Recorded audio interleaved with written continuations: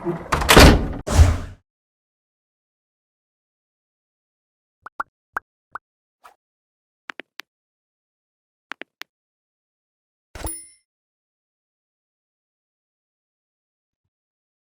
select your own language subtitle, please follow the step.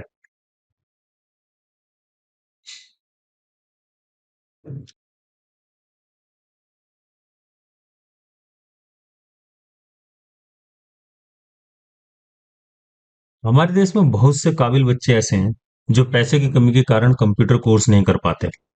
हम quality detail course free of cost उन्हें उपलब्ध कराना चाहते हैं।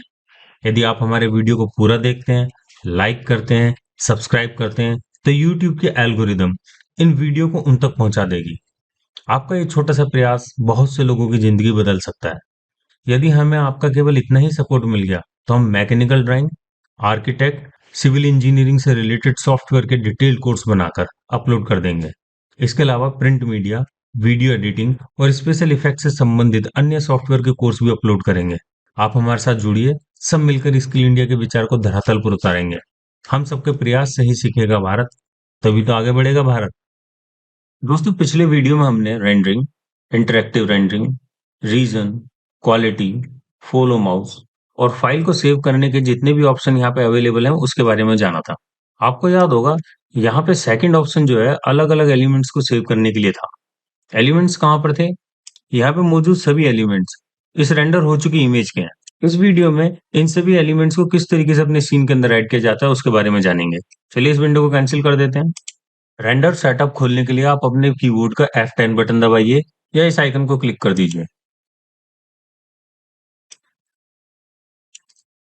इस लाइन में सबसे लास्ट का टैब रेंडर एलिमेंट्स का है। यहाँ पे जितने भी आपको एलिमेंट्स नजर आ रहे हैं वही हमने रेंडर विंडो में देखे थे। यहाँ पर नया एलिमेंट सेलेक्ट करने के लिए आप ऐड में जाइए। मैं यहाँ पे वीरे वायर कलर को सिलेक्ट कर रहा हूँ और इस सेटअप को बंद कर देता हूँ। एक बार फिर वीरे रेंडर को खोल लेते हैं। अब आप चेक कीजिए यहाँ पे वो एलिमेंट्स आया है नहीं। आप देख रहे हैं कि वो एलिमेंट्स यहाँ पे नजर नहीं आ रहा। उसका कारण क्या है? उसका कारण ये है, यहाँ पे जितने भी एलिमेंट्स नजर आ रहे हैं वो सारे रेंडर हो चुकी इमेज के हैं। अभी हमने वो इमेज को रेंडर नहीं किया इसलिए वो यहाँ पे नजर नहीं आ रहा। चलिए एक रेंडर और निकाल लेते हैं।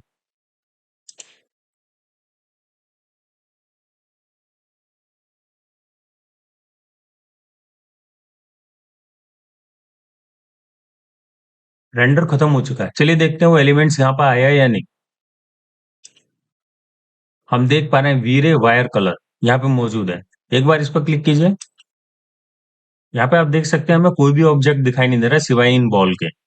ऐसा क्यों? इसको जानने के लिए वायर फ्रेम मोड में जाइए। कीबोर्ड का F3 बटन दबाइए। यहाँ पे हम देख रहे हैं कि हमारे सभी ऑब्जेक्ट ब्लैक कलर में है और केवल हमारी बॉल ही कलरफुल है। सभी ऑब्जेक्ट ब्लैक कलर होने की वजह से नजर नहीं आ रहे थे क्योंकि हमारी रेंडरिंग विंडो का बैकग्राउंड भी ब्लैक होता है। इस वजह से सभी ऑब्जेक्ट नजर नहीं आ रहे हैं, केवल हमें ये बॉल्स नजर आ रही है। चलिए कुछ और ऑब्जेक्ट के कलर को चेंज करते हैं। सबसे पहले तो फ्लोर को सिलेक्ट करते हैं, इसके कलर को चेंज कर देते हैं।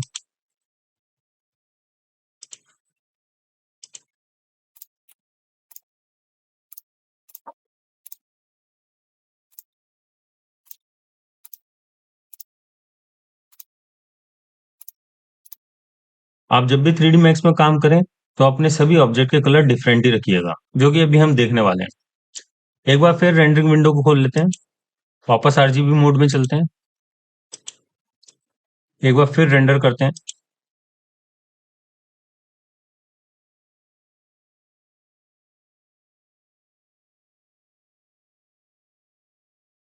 ये रेंडर कंप्लीट हो चुका है। अब वीरे वायर कलर को एक बार देखते हैं।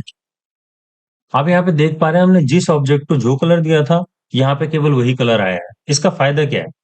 चलिए इन दोनों इमेज को मैं पीएनजी में सेव कर लेता हूँ और फोटोशॉप में खोलता हूँ और इसका यूज मैं आपको बताता हूँ। ये दोनों इमेज मैंने फोटोशॉप में खोल लिया।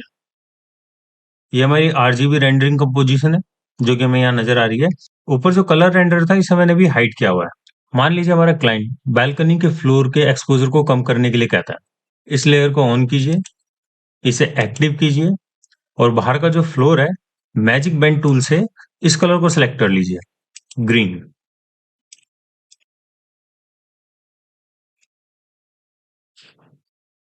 नीचे वाली लेयर को दोबारा एक्टिव कीजिए, इसे हाइड कर दीजिए, लेयर में जाइए, न्यू में जाइए, कीबोर्ड पे कंट्रोल जे दबाइए, सिलेक्शन एरिया का आप कॉपी ले लीजिए। आप यहाँ से देख सकते हैं सिलेक्शन एरिया की एक्स्ट्रा कॉपी बन गई है। यहाँ पे फ्लोर की लेयर एक्टिव है। आप इमेज में जाइए, एडजस्ट में जाइए, एक्सपोजर में जाइए और यहाँ पे एक्सपोजर को हल्का सा कम कर दीजिए और ओके कर दीजिए। अब पुराने रेंडर में और इस रेंडर में आप फर्क आसानी से देख सकते हैं। इसके लिए आपको दोबारा रेंडर निकालने की जरूरत नहीं है 3D मैक्स के अंदर। चलिए, इस फ्लोर को फोटोशॉप में सिलेक्ट करना आसान था, लेकिन तब क्या होगा जब क्लाइंट इस वाले ऑब्जेक्ट का एक्सपोजर बढ़ाने के लिए कहेगा, क्योंकि इसको सिलेक्ट करने में काफी टाइम लग जाएगा। उसके लिए एक बार फिर इस वाली लेयर को एक्टिव कीजिए, मैजिक बैंड टूल सेलेक्ट होना चाहिए, इस कलर को सिलेक्ट कीजिए,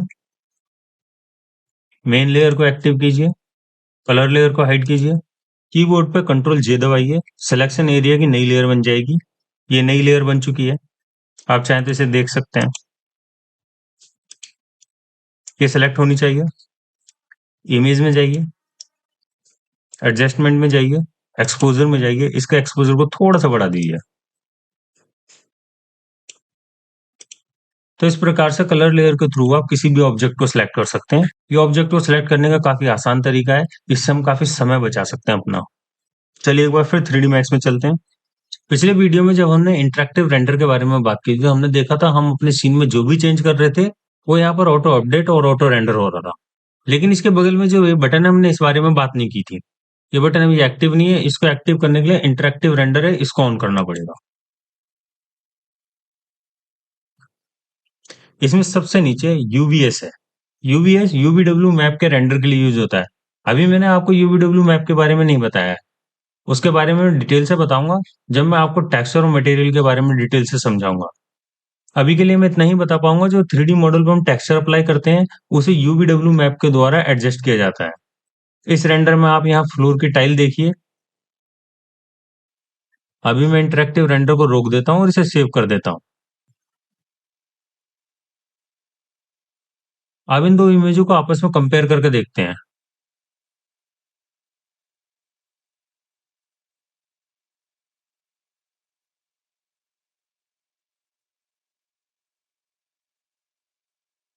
आप फ्लोर में देख पा रहे होंगे, जहां जहां टेक्सचर ब्रेक हो रहा है वहां वहां अलग सेपरेट कलर नजर आ रहा है। तो इसका मतलब ये हुआ, इन कलर के माध्यम से हम किसी भी टेक्सचर को अलग से सिलेक्ट कर सकते हैं। चलिए अब अगला ऑप्शन देखते हैं कि वो क्या है।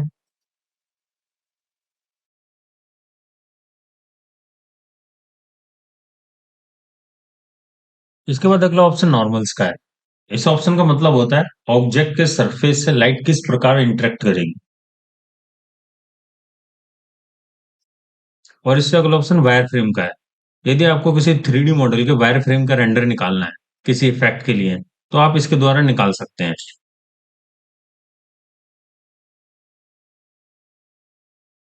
इससे अगले ऑप्शन को भी चेक कर लेते हैं। इससे अगला ऑप्शन सीन के एम्बियंस के लिए है। यदि आप एम्बियंस की सेटिंग पे काम कर रहे हैं तो आपको रेंडर निकालने की जरूरत नहीं है, आप उसे यहाँ से चेक कर सकते हैं। इसके बाद लाइटिंग का ऑप्शन है। यदि आप लाइटिंग पर काम कर रहे हैं तो आपको बार बार टेस्ट रेंडर निकालने की जरूरत नहीं है, आप इसको ऑन रखिए। आप लाइट के पैरामीटर या सब डिवीजन में चेंज करेंगे तो आपको यहाँ लाइव दिखाई देगा। मॉडलिंग कंप्लीट होने के बाद कैमरे का व्यू सेट करते हैं, उसके बाद लाइट सेट करते हैं, उसके बाद ही हम मटेरियल टेक्सचर पर काम करते हैं। चलिए अब इस विंडो को मिनिमाइज करते हैं। ये जो बाहर वाला फ्लोर है इसको सिलेक्ट करते हैं। अब एक बार फिर रेंडरिंग विंडो खोलते हैं। अब इसमें जो सबसे ऊपर वाला ऑप्शन है उसे सिलेक्ट करते हैं। तो आपने देखा, अब केवल सेलेक्टेड ऑब्जेक्ट ही रेंडर हुआ है। रेंडरिंग विंडो को थोड़ा साइड कर देते हैं। अब एक के बाद एक अलग अलग ऑब्जेक्ट सेलेक्ट करके देखते हैं।